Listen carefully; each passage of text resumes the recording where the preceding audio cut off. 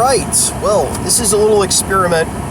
People have been asking me for me to go on YouTube Live for a while, and I figured I would just, as a social experiment, do the comments from my video about marked police cars on YouTube Live. So I printed them out, and we're going to talk about the comments. I know a lot of people have asked me to do that. So, let me know if you can hear me, because I got the air conditioning going on in my car, and if it's messing with the sound, I'll shut it off, but it's like 100 degrees here, so I don't want to do that if I don't have to. I'm sorry about the angle also.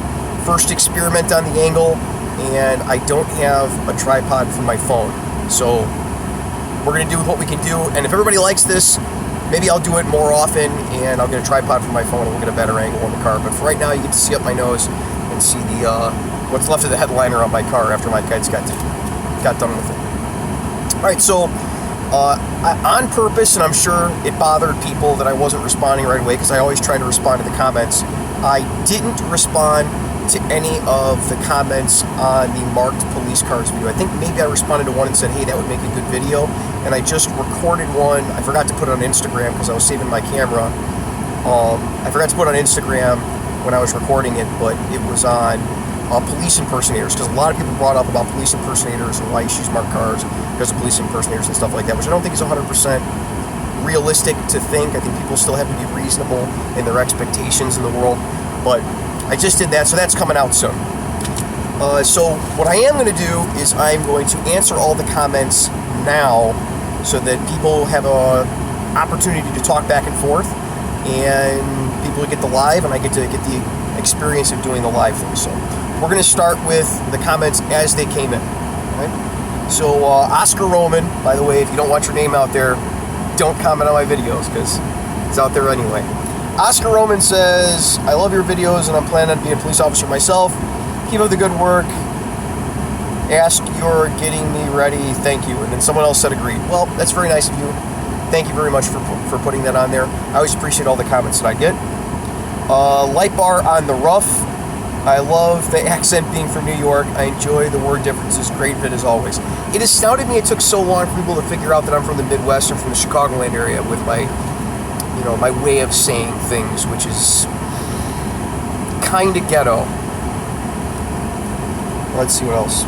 Why marked police cars? Because I wouldn't pull over for an unmarked one. Anyone who's smart wouldn't.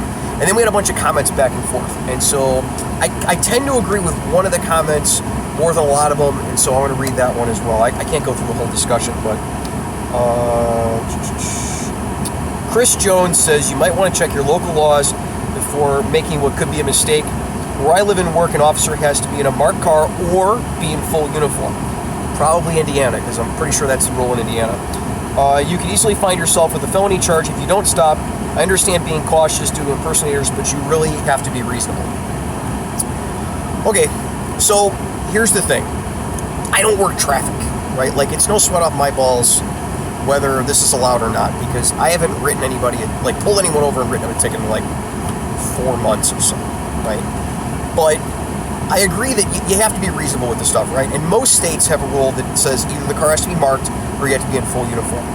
And in every state that I'm aware of, and every time I see people pulling traffic, even in unmarked cars, the unmarked cars still have police plates on them. And here in Illinois, we have plates. They used to all just be municipal plates, but now they say municipal police or sheriff or state police or something like that. And so the car is marked that it's a police car.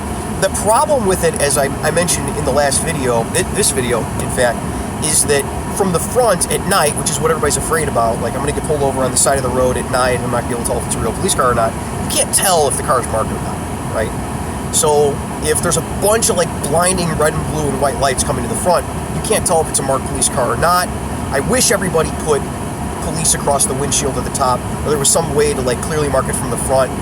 In Europe, I've seen where they have like placards, light up placards that say police in the back window and some of them in the front, which I think is really cool, but I mean, good luck getting police departments to pay for that stuff here. I think that would be great if cars were required to have that. Even unmarked cars that you could flip down, a light up thing that said police, and it would come on front and back, so that way it would be clearly marked.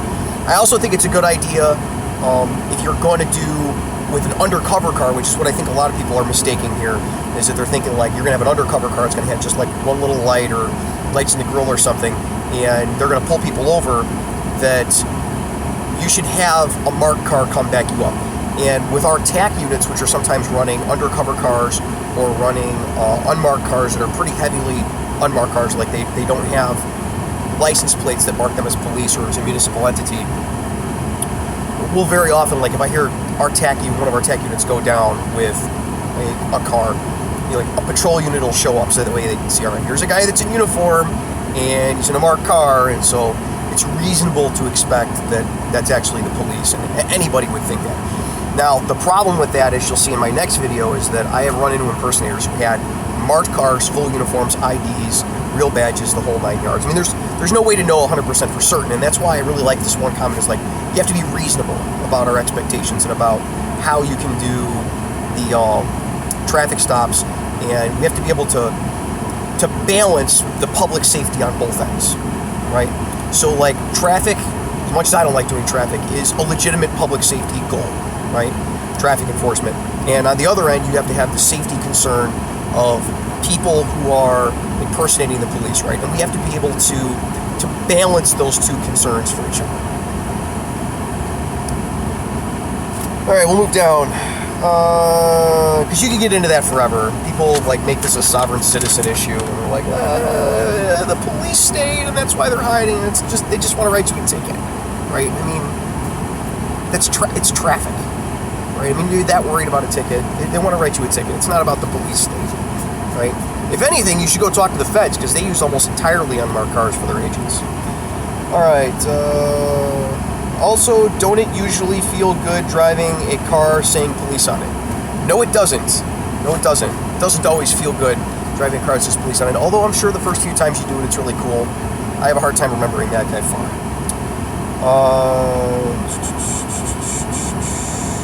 Eric Taylor says, I did that once, talking about the guy walking in the middle of the road. He says, I'd gone to the bar and had too much to drink, so I decided to walk home. I thought I was on a bike trail, but I was in the middle of the road. Cop rolled up on me, and I was really pretty drunk, and I was pretty sure the cop was going to arrest me, but he just told me to get in the car, and then he drove me home, making sure I was okay. Very cool cop indeed. You know, you hear horror stories about people. They're like, I got arrested just for being drunk. No one ever gets arrested just for being drunk. I've never seen that, but I have seen people being drunk, and somebody tries to help them, and then they end up fighting with the cops, or being like, you can't make me go, because he thought he was on a bike trail, right? And he's pissed drunk, and if he had decided, no, I'm not getting in the car, you're not going to give me a ride home, why are you stopping me? He ends up getting arrested, because you kind of like, when you don't let the police help you, they're stuck with, like, there's only really a couple solutions that we have for problems. One is writing tickets, the other is arresting people, and we'd rather not do those things if we can get away with it most of the time. You know, most cops are like most people. Most of us are pretty lazy. If there's an easy way to do something and a hard way to do it, I'd rather do it the easy way. I'd rather give the drunk guy a ride home. All right. Some states, Washington, for example, have laws against using unmarked cars for traffic. It's stated in their laws that they must be used for administrative and detective work only. Actually, it's not stated in their laws in Washington that they have to be used for administrative work only. I don't think there's actually an exemption for that, but I'll defer to people who actually live in that state. I do know that I looked up the laws for several states, and they actually exempted their state police. I'm pretty sure Washington was one of them. So the agency that does the most traffic is exempted from not being allowed to use unmarked cars for traffic.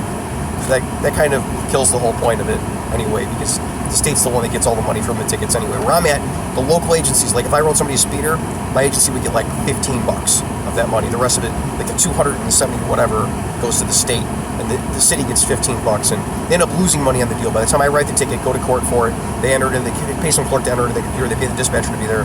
They've lost, more than that $15 they've lost in the whole proposition.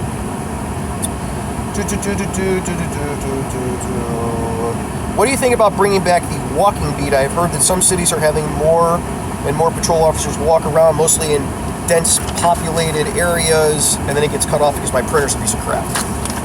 Yeah, so I'll just cover that from a general sense. I don't like walking a beat. However, I do it quite frequently. Where I'm at, we have a shopping mall, and I will walk into the mall even when it's just because it's in the beat that I'm working that day. I'll go to the mall, walk around, interact with people, but of course if you you're watching the channel and you're watching my live feed, it means you get notifications. You know I like talking, so any opportunity to go talk to people and make jokes and stuff works out pretty well for me. So I like walking beats as long as it's conducive to a law enforcement function, right? So like in a shopping mall, a walking beat makes a lot of sense.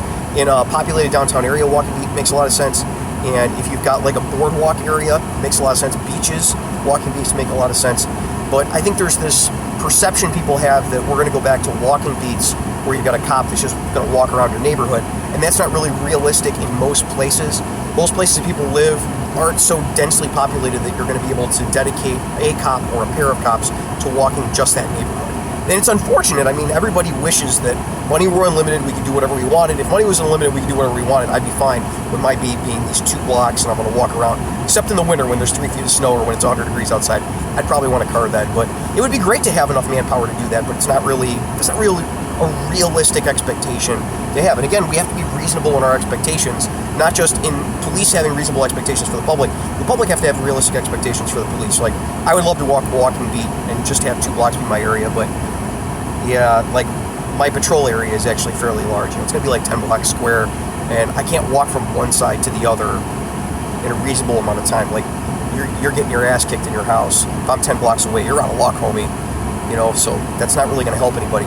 We've done more with ATVs and segways and bicycles. Bicycles, it doesn't have to be as crowded, as heavily populated for bicycles to be a good idea.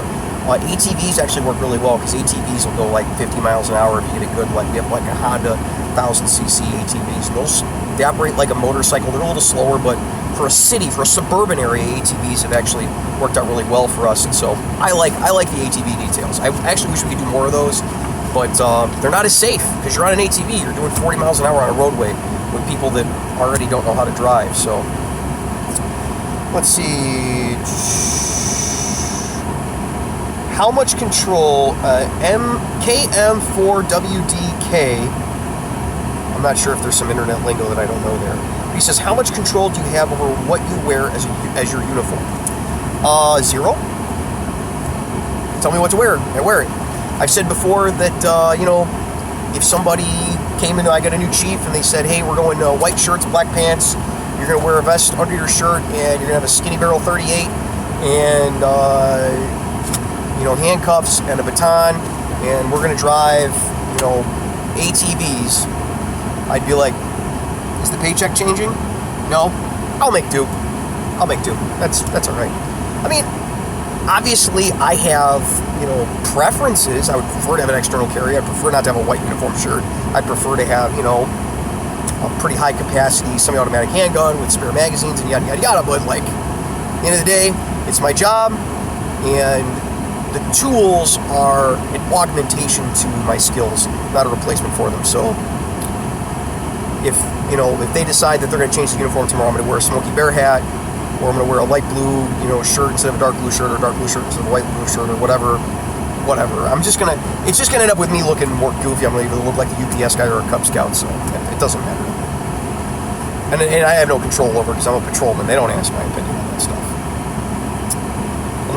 Brian Waller says, unless an officer puts lights on their own vehicles, I can usually spot an unmarked really easily. Again, you don't remember seeing things you didn't see. So, I used to be a truck driver, as many of you know if you're watching this. I used to be a truck driver, and as a truck driver, I thought I could spot squad cars really, really well. I didn't get pulled over a lot. It turned out I just didn't drive like a lunatic, so I didn't get pulled over. But now, as a cop, I drive around those same areas, and I'm like, wow, hey, I didn't know that minivan. The minivan they're using it as an unmarked. This tech guy's rolling around a minivan. I never would have seen that before. So it's kind of one of those, like, until you get into it, you don't realize how many of these things are rolling around. Like, a lot of the administrator cars are, we have like Tauruses and Explorers as administrator cars. You would never know those are police cars looking at them driving down the street, even though they're big marked car, unmarked cars. They're big American-made cars with, municipal license plates, but you would never look at it. It doesn't have a spotlight. The lights aren't real obvious on the car, and they don't ever turn the lights on, and they're just driving them to the local store and stuff. Until they got out of the car and you saw the gun and the badge, you would never think they were a police car. But I will tell you, a lot of the unmarked cars that people see are the ones that are out there doing traffic, and unmarked cars that are doing traffic tend to have a cage in the back, and big ass lights in the back window and an arrow stick and like big lights across the front, lights on the sides and stuff. They light them up like crazy because they know they're going to be doing traffic. And so if they're doing an unmarked car for traffic, they're also probably going to have to do the motor vehicle collisions, and you need a lot of lights to do the motor vehicle collisions and not end up getting run over. Like, you want the car well lit and marked. There's so much stuff in it. Most people probably can't spot those cars. And so again, if your primary problem is you're going to get written a ticket, then you're seeing all the unmarked cars you want to see. Which, hey, when I was a truck driver, I never got tickets. I could see all the unmarked cars that I was worried about. That was fine with me. New York State Police are starting to use more unmarked cars. If you know what to look for, they stick out like a sore thumb. Like I said, most of them do because we have to light them up so well in order to use them for traffic. The state police, a lot of state police agencies are doing a lot of traffic. Buzz Fam says, I like how you make that part of FTO. Never thought about that before. Great vid. Love the add-ins and the help with the visuals. And then somebody says, Buzz Fam is everywhere. He's always watching. Sneaky, sneaky. All right. I'm assuming he means putting people in an unmarked car or a slick top when they're in training. And that was something that my primary training officer did with me. In fact, the first police car I ever drove was a fully marked car, but it only had interior lights. It was a slick top. And it got me in the habit of not driving like a lunatic. And so I haven't had a lot of collisions. Let's see, what else? And so I try to bring that to the next generation of guys. I try to take the best of what people have taught me and turn it around and teach it to new people. And since that helped me, I figure it helps them. 4 of 10. Robert Volmer. This segues right in there. What about slick tops? Why don't they have light bars? Agencies use slick tops for a lot of different reasons. One reason that agencies potentially use slick tops is that, and this is probably the least likely reason for most places, but light bars are actually fairly expensive and they're out exposed to the weather. If you can use interior lights and you stay with the same type of car, like for 20 years some agencies had nothing but Crown Vics, and so they could move the lights from car to car and they could save money on them. That's one thing. I've seen some state police agencies that do that, like the Michigan State Police, that big red rotator on the roof.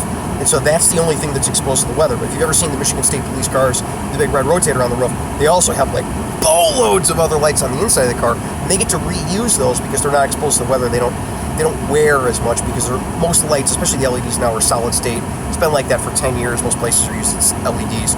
And so those LEDs, they'll last forever if they're in the car. Light bars on the roof, you have to start replacing lenses, and like the brackets start rusting and falling apart. So it's a little bit of cost effectiveness.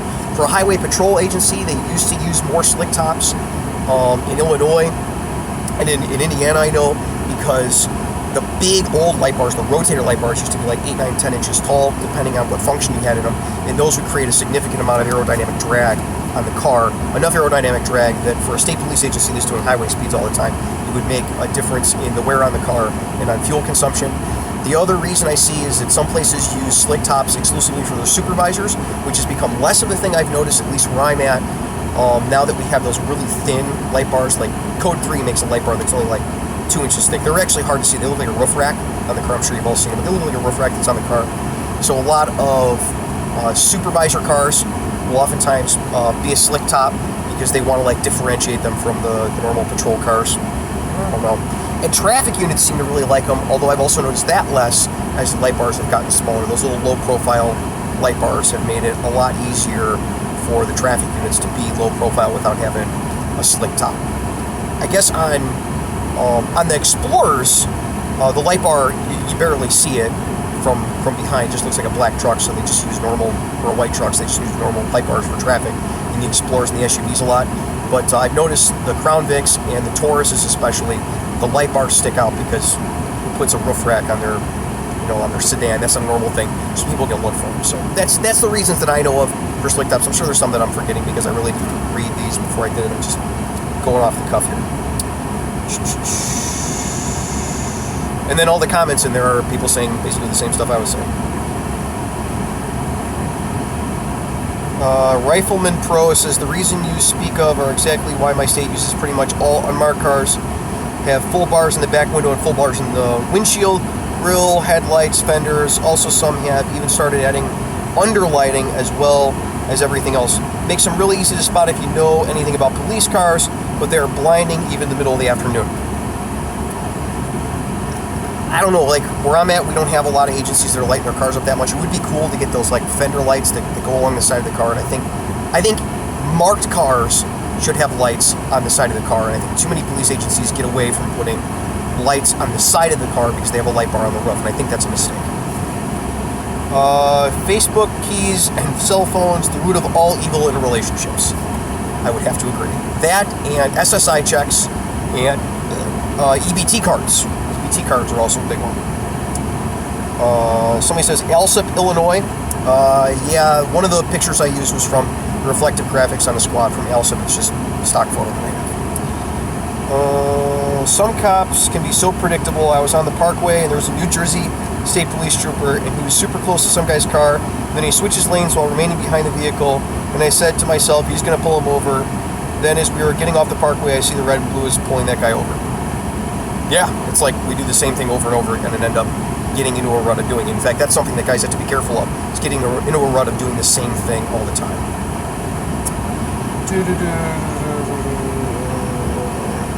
Here in Northern Ireland, I always love hearing from people from other countries. So if one Foxtrot 01 is watching this, thank you very much for commenting. I love hearing how things are done in other places. It's always interesting to me. Here in Northern Ireland, most of our police cars are unmarked, but it is easy enough to spot them here as the ANPR cameras on the roof, or you can spot the lights in the windows or grill. Apparently in Northern Ireland, they use almost exclusively unmarked cars. Who'd have known? I've never been in Northern Ireland. Why do some marked cars not have exterior light bars on the roof? We covered that previously, so I'm going to let that one go. This is page 4 of 10. Almost halfway through. Great video, man. Very informative from Texas, Lone Star State. Thank you. I got pulled over in a Ford Escape. I almost shit myself. LOL, Iowa State Patrol. Agencies use all sorts of stuff. Ford Escapes became a thing with security companies in the Chicagoland area, and a couple of police departments picked them up for their community service officer cars. The Ford Escapes work really well for community service because they don't have the cage in the back, and so you get like all that space in there. So if they have to like give somebody a ride home, or they got to put a jump box in the back and lockout kits and stuff like that, the Escapes work really well. In fact, if I was to start a security company, I would probably buy Ford Escapes for it because they work that well for it. All the guys that work security that have them really like them, especially the all-wheel drive versions, although most people don't get those for security. Oh my god. The Motomaniac says the safety issue with widespread usage of unmarked cars, most especially in traffic control regarding the public's perception of whether or not they're a real officer, isn't whether or not the individual being pulled over by the car can recognize it's a real cop or not. This is more that the departments use unmarked cars for traffic enforcement. More and more people get used to seeing an unmarked car and pulling over for it and having no concerns. The problem with that is that it's totally legal to drive a white Crown Vic or black steel rims or white Ford Taurus with steel wheels or a Charger, etc. And it's easy to hide a light bar in the back seat of those vehicles where a cop won't find it unless they search the vehicle. The problem isn't that the public can't tell it's a real cop or not. The problem is that real cops can't tell if someone is impersonating the police. If the public was trained to only ever pull over for a marked police car, the police impersonators couldn't exist. Nobody would pull over for an unmarked car, and nobody could get away with driving a fake marked police car because the real police would instantly spot them and put them on felony charges. Then he talks about how, this is really long, but then he talks about how you can get LED pods on eBay and steel wheels, and basically tells you how you can make an unmarked police car. Whereas if an impersonator wanted to pull someone over and they had to have a car that clearly said police on the side, they'd be caught within days. And then he goes on to talk about how it's the early sign of a police state. So we're going to, traffic tickets, early sign of a police state. Anyway, let's go with the meat and potatoes of the actual issue that he brings up. And I actually took this and I made a video for next week. Hopefully it came out with the air conditioning being on and stuff, about police impersonators and the unrealistic expectations that the public have about police impersonators. And I'll give you the Cliff Notes version on here. You can see the full video next week. Hopefully it came out. If not, I'll re-videotape it because it's a good topic, and I really like that he brought this up, actually. We had a guy who created his own railroad and managed to use that to create a fake police department and get a marked car and a uniform, ID tags, and badges, and everything. He was driving around in a marked car for years before anybody figured out he wasn't really a police officer. We also had a kid in Chicago who was like 16, and it was, you can look it up if you look it up on the news. I'm sure the articles are still out there about a kid that was showing up to the Chicago Police Department, and he was showing up in uniform, checking out a radio, getting assigned a car, and going out on patrol. So impersonators are going to find a way. I had a few more stories that I just talked about. Hopefully next week or the week after we'll get those out. +1 on teaching your trainees about driving unmarked cars. My department's about 60% unmarked, and the rest are marked slick tops. My first car was an unmarked, and I learned the hard way. Yeah, that'll happen. Corey Gillett says Massachusetts doesn't follow a typical hierarchy on the level of cruiser, and which is usually marked, slick top, ghost, unmarked, and undercover. We clump our cruisers in a fully marked, semi-marked, low profile, unmarked, and undercover. Low profiles in Massachusetts are just what you'd expect from an unmarked cruiser anywhere else.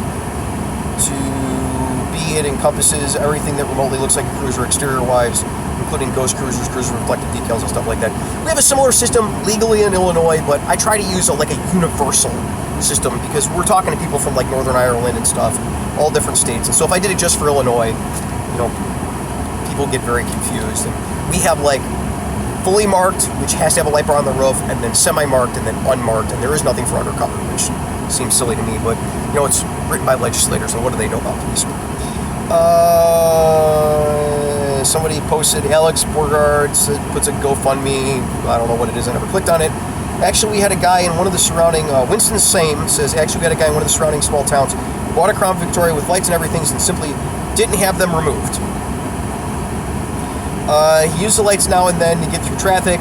There were plenty of complaints, but I don't think he ever got caught red-handed, and he still hasn't.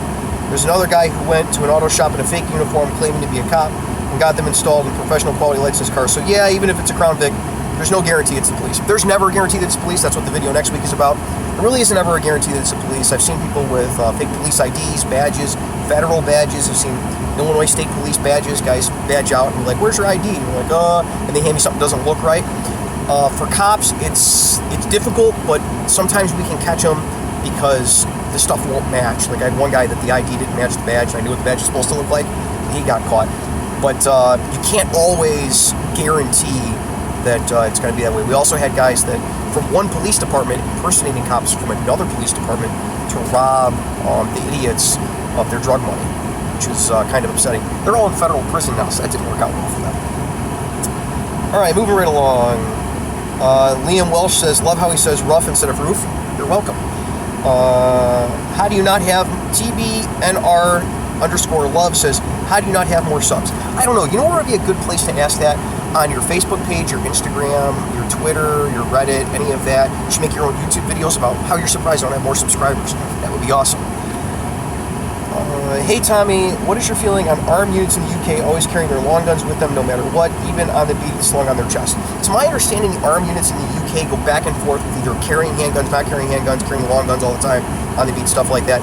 But from what I've heard, this is only what I've heard, I've never even been to the UK. I've trained with some of their guys occasionally, but I've never been there, and I've never been an armed officer there, obviously. My understanding that they only do that when they're guarding a terror spot, like a spot that might have terrorist activity, or that they're expecting that there is going to be some sort of gunfight. And for that, it makes sense. If I'm guarding a crime scene where someone was just shot, I carry a long gun. If we thought there was going to be a terrorist attack, I would bring my long gun with it. It makes perfect sense to me. Maybe there's some UK cops that could comment on that and tell us more about it, because I know there's a couple that watch. Well, the highway Vance Belvin says, well, the highway cops in my town have this, in my opinion, mess car that the back half is painted up like a taxi and the front is painted like a normal cop car, which I get. They don't want people to know it's a cop till the speeder gets right up on them, but doesn't defeat the purpose of helping people out when they need a cop because it's hiding what it is. I think that's supposed to like draw attention to the DUI stuff, where like half the car's a taxi. It's like you have a choice, either or.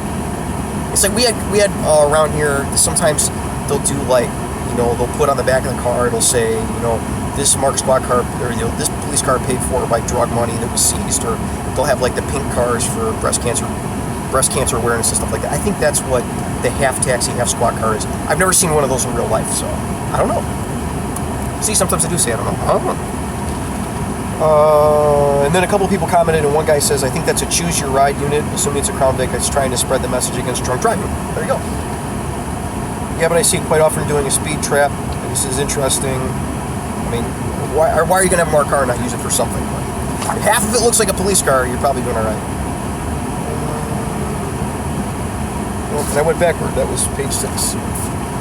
7 of 10. Brown paper bags. Hugh Happy Grin says brown paper bags, aka unmarked cars, aren't really unmarked. They have a government license plate. In Colorado, it's red and white. Normal plate is green on white, excluding personal light plates. Yeah, we have that in Illinois. It actually says what type of agency it's from. They'll say municipal police, sheriff, state trooper, and stuff. And we're phasing out the ones that are just municipal plates. But even then, you can tell it's a municipal car. I did a ride along with the Portland Police Gang. This is Super Roach 55. Sorry, I keep forgetting the names. Did a ride along with the Portland Police Gang unit in an unmarked car, and I asked why no one would move out of the way when they went lights and sirens to a call, and they said it's because it's really hard to see, like you said. Love your videos. That's real life. I don't like driving unmarked cars, lights and sirens. I would actually just prefer to drive through traffic without the lights on most of the time, because people act crazy and they don't see the lights at the last minute and they end up, crashing into things. Honestly, I would really wish that agencies would put better lights on their unmarked cars, but then you have to balance when you're building them, cost and marking and safety for everyone and effectiveness of it being an unmarked car. So, luckily, that's still way above my pay grade since I've never even taken the sergeant's exam. It's probably going to stay that way for a while. Oh well, the sheriff car with the promiscuous red intersection clears on the Setna at 612 looks sexy as me. Must be sexy. Oh, it's Daniel. He keeps changing his name, so I can't keep dragging him. This is Dan. Oh, wow, the sheriff car with the promiscuous red intersection clears on the Setna, he means the front bumper thing, at 612 looks sexy as me, and the unmarked 09 sporting the California Steady Burn really made me moist. You have such excellent taste, brother, and nay wench nor foul, my fault, or just your fascisna talent. I will spread word of your tale whenever I'm hustling in the station's fleet gas stock selling my cousin's CDs. Dan has got to be one of my favorite commenters. I always thought I was a little goofy until I met him. Tim Clock says, I thought of this, but I came across this because you can't pull on the side as quickly for them, and the civilian in need won't flag down an unmarked one. I think spell check might have got him. Sure. When was the first police car used? Who used it? What kind of car is it? My daughter is doing a school paper. Thanks. I know I sound like it sometimes, but I'm not Google, and I don't know. And since it's not pertinent to what I do on a daily basis, probably not going to look it up either. I'm guessing it was an old car, probably pretty long ago, because I've seen like the old-timer fender flare cars that were marked as police cars. Same goes for why the uniform is important. That's true. That's why even if I'm riding an unmarked car, unless I'm doing a specific detail, like doing gang enforcement or something, or a uniform when I'm driving it, because I want people to know I'm the police. When I'm working. Oh, I guess this is kind of ruining the whole point of it. Now people recognize me and stuff. Yeah, don't want to be in front of the door if Granny went off the deep end and opened it up with a 12 gauge. Yeah, that's happened before. People have shot through the door of police before. That's something that was learned the hard way a long time ago. Driving unmarked white Explorer Silverado for the Corps of Engineers with supervisor lights or just dash blues, you find out real fast people don't realize you're in a public safety vehicle. Only had to run code a few times,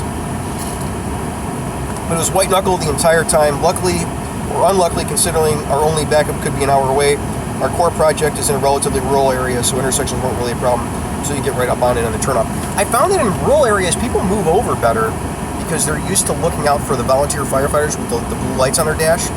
And so, I don't know, in rural areas, a couple times I've driven a public safety car, even in rural areas, I haven't any problems with people stopping for me because they're used to looking for it. In the city, people do not see a blue dash light, not at all.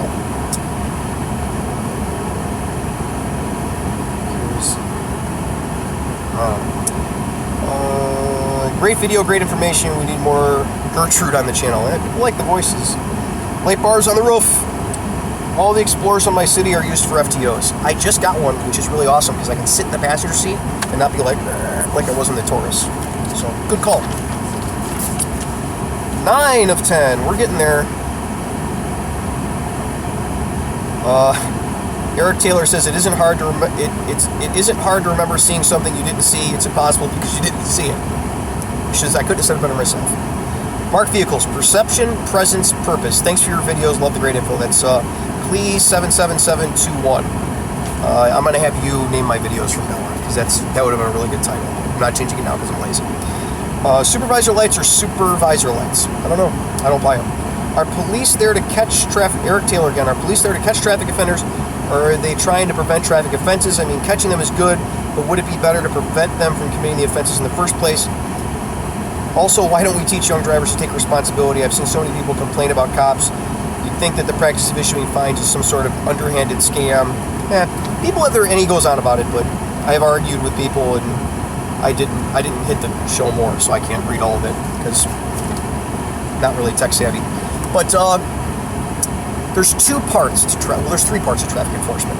One is people getting tickets and not knowing where there could be a cop, and that's why a lot of agencies that use unmarked cars use them, is they want people to not know where the police could be at. They want that general level of fear that the police could be anywhere and they could write you a ticket. So just keep it under 1,000,000 miles an hour type of thing, right?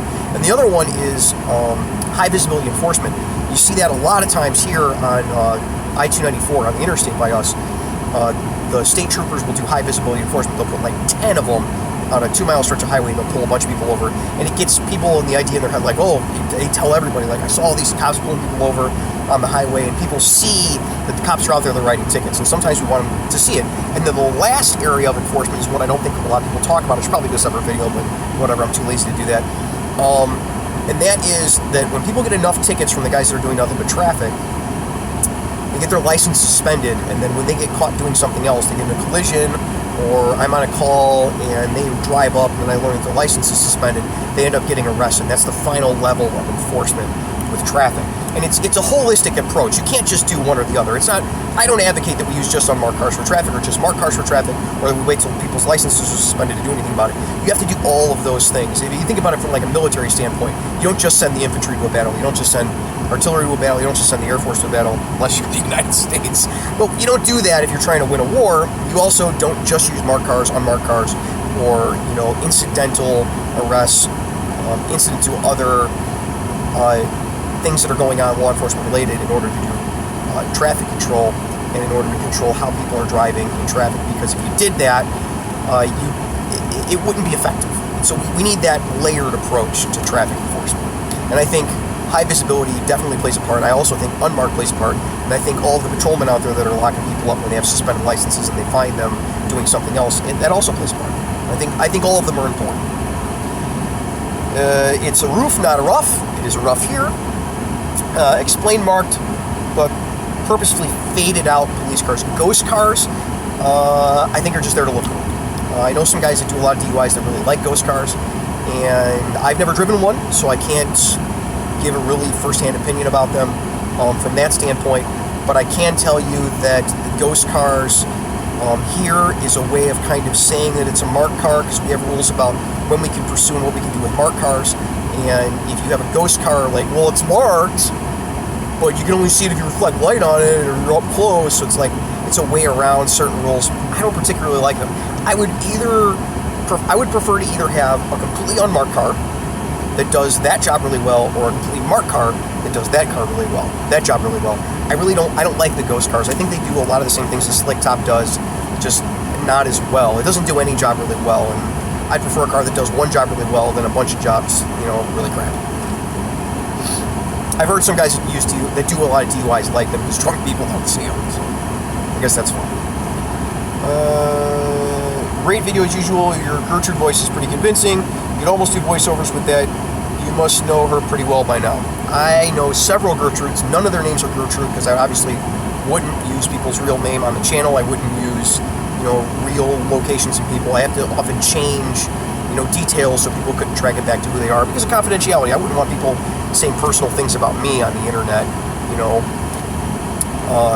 So I try to save face for people. You know, I would never say where these people live, but like I know several Gertrudes. Like there's several people that I know that I go to their house on a regular basis and they knock on the door and they're all loony in slightly different ways, or hard of hearing, or they can't see really well, or they're so short they can't see out the window and stuff like that. So, you know, what are you gonna do?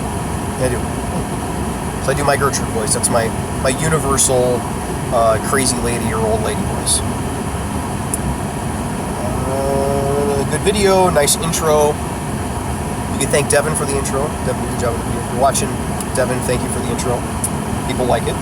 I'd imagine it's also good for PR purposes to have marked cars. Crime deterrent for sure, but there's something comforting about seeing a cop on the side of the road. I know obviously they're working, but seeing them out there kind of makes me feel a little safer, or if anything, like our tax dollars are working. That's called security theater, and there is a place for it. Like I said, there's a holistic approach to doing law enforcement with anything, and showing the flag, as I think I've said in other videos, like showing the flag is a big part of the job. Hearing Tommy making voices in this video is gold. I should have got a Gertrude mask, since everybody likes this. That's 8 to 10, where's 10 and 10? Alright, last 3 comments here. Marked police cars are great deterrents for some criminals. Just your presence makes people think twice about committing a crime.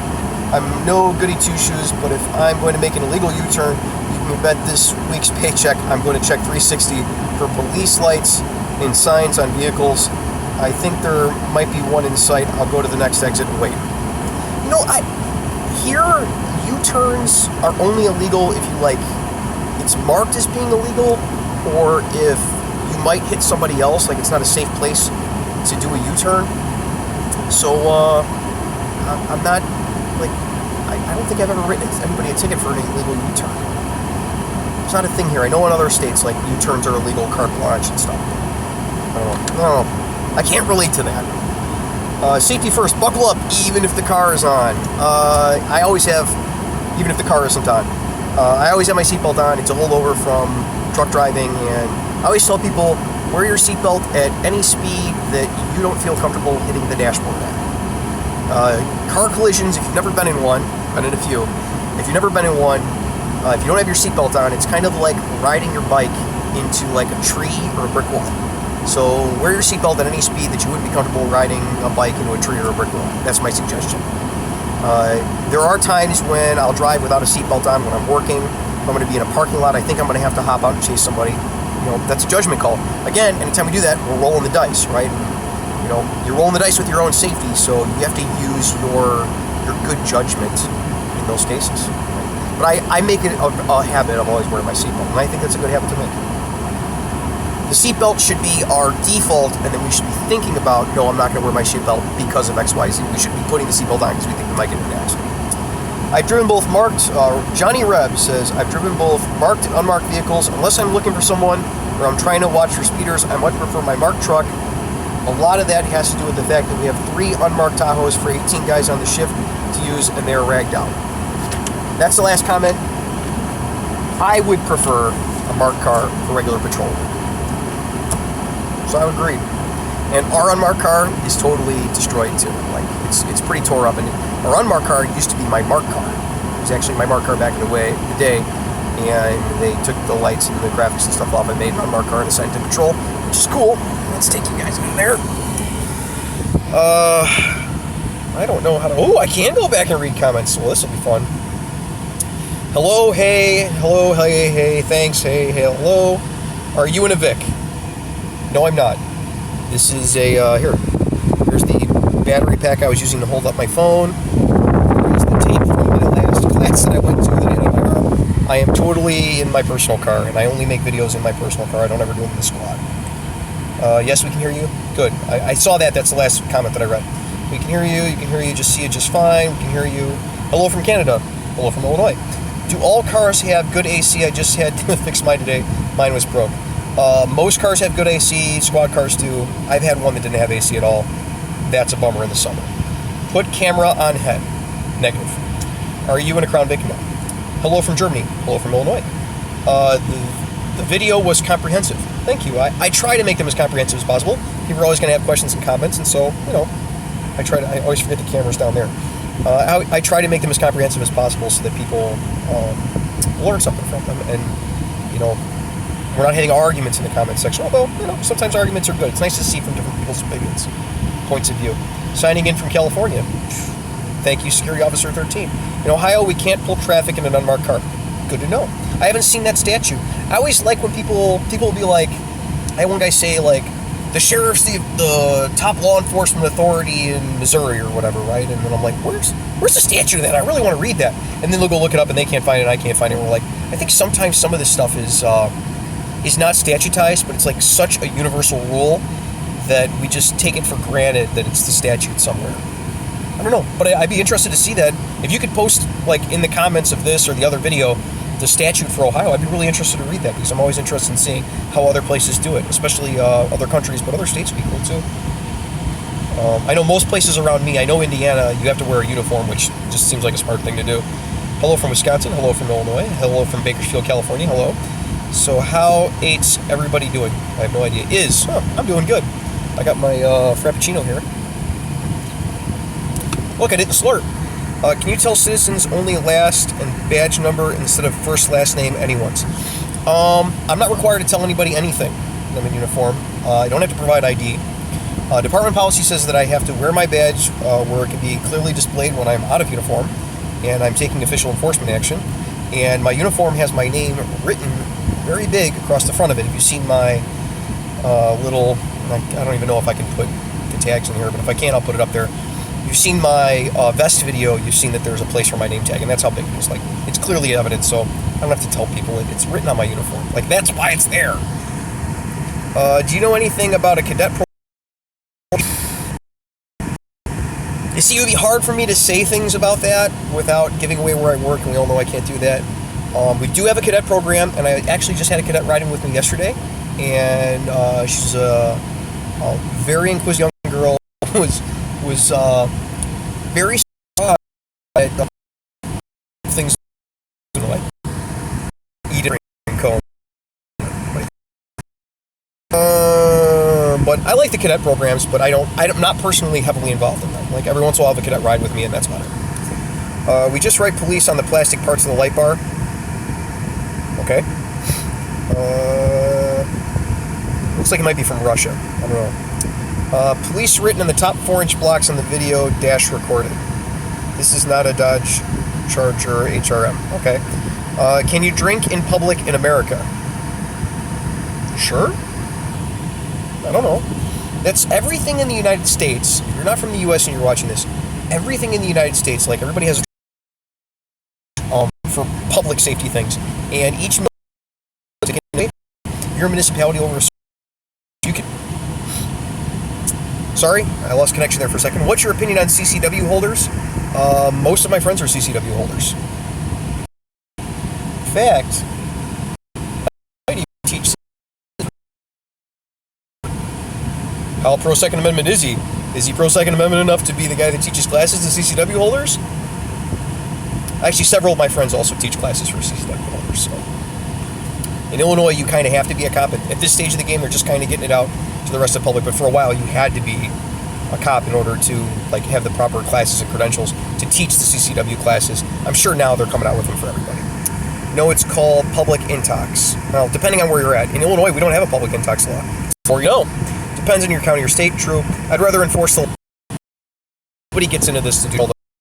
Some guys, that's just the niche that they fall into, and if that's what they like doing, it's something that has to be done.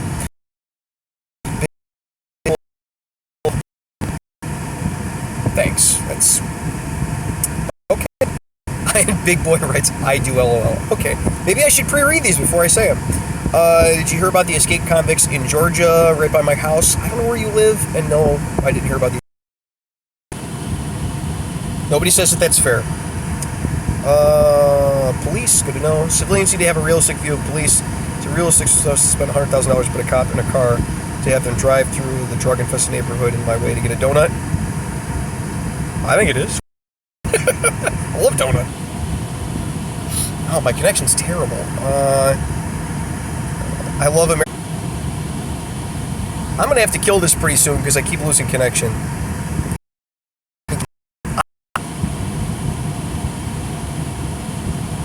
That's an investigative stop. That's not a traffic stop. A, B, C, D, E. I can spot a light back. I'm en route, but this is great video. Tommy and I watch it when I get out. Cool. Always appreciate your viz. Cops in Serbia corrupt. Yeah, I'm sure he would say so if he was.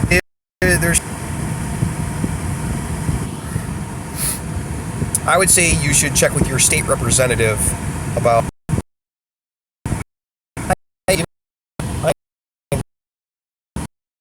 how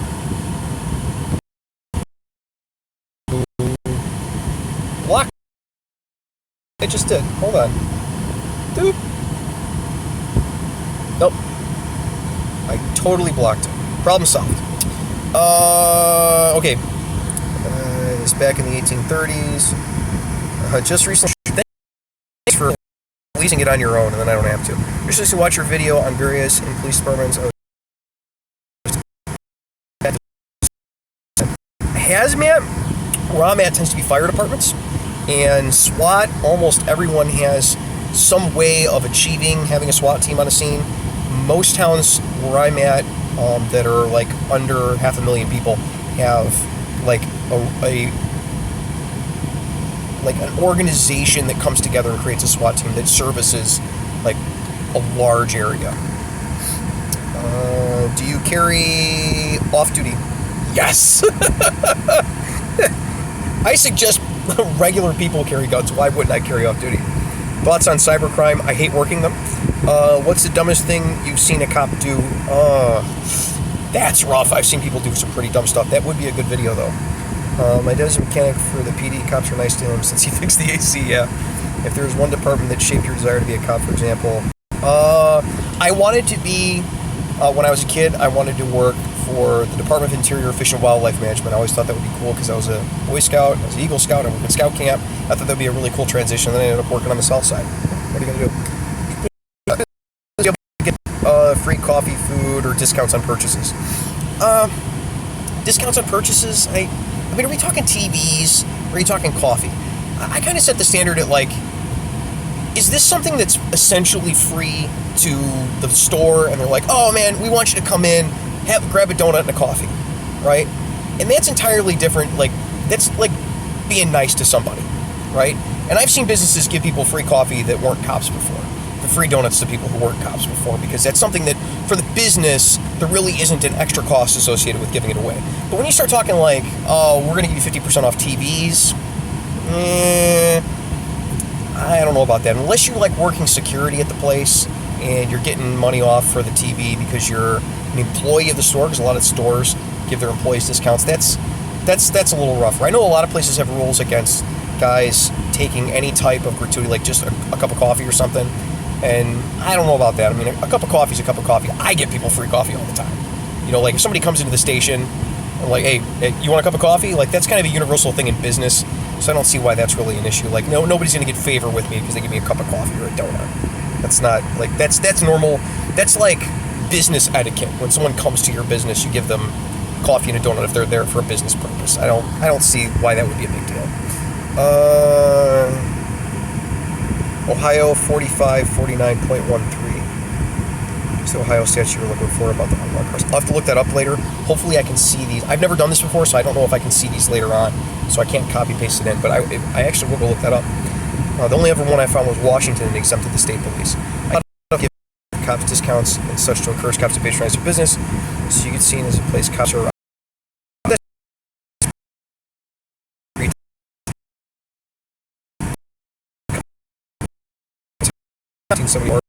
She go follow police expert 1974 on her Instagram. She does live streams. Her live stream yesterday was like 2 hours long. It was crazy. Do officers in your state ticket other officers? You can. There's nothing that says you can't. But as a general rule, is that going to happen? Is it reasonable to do that? Is this something that would probably, if you were working and you found someone else doing something stupid, you'd probably be better off talking to their boss? Talking to my boss would be worse for me than giving me a ticket. It's just me. I've been pulled over in my mark squad before. Been pulled over. But it was normally because there was something wrong with my car and they wanted me to know there was something wrong with it. Thank you, Tommy, for doing a live stream. It is nice to be able to watch you live while you're writing up reports. I'm not writing up reports. I'm in my personal car. See? It's no uniform. For your off-duty carry, does the caliber have to match what you carry on duty? No, it doesn't. Where I'm at, we can use pretty much anything you would reasonably want to use. Anything I would want to carry around, you can use, basically. So, I carry a 357 most often when I'm off duty, and I carry a 40 at work, and I own a 9mm and 45, and what do I have? I got a lot of stuff. But we can use 25, 32, I think 22 even, and 5.7 I don't think we're allowed to use. I'm not sure. I'd have to look that one up. But like most stuff, 940, 45, 38 special, 357, use all of that. So why? I don't know. I don't have to use the same caliber. I don't know why you'd want to use the same caliber. Unless you just, if you were buying your own ammo, I would want to, because then I could buy in bulk. But I buy in bulk anyway. I really like guns. All right, so that's all the questions, and we're at 59 minutes, so I'm done. Until next week, you guys stay safe and take care of each other. Hopefully next week, actually tomorrow, I'm going to videotape with a good friend of mine. His name is Randy Husher, and I'm hoping that within the next couple of weeks, I will have a video about how to become a security guard and be better at that job. He's actually the district executive and training coordinator and all sorts of other stuff for 30 years for like major nationwide security companies. So it's really cool to have him on the channel, and I think you guys will like it. So until next week, guys, stay safe and take care of each other.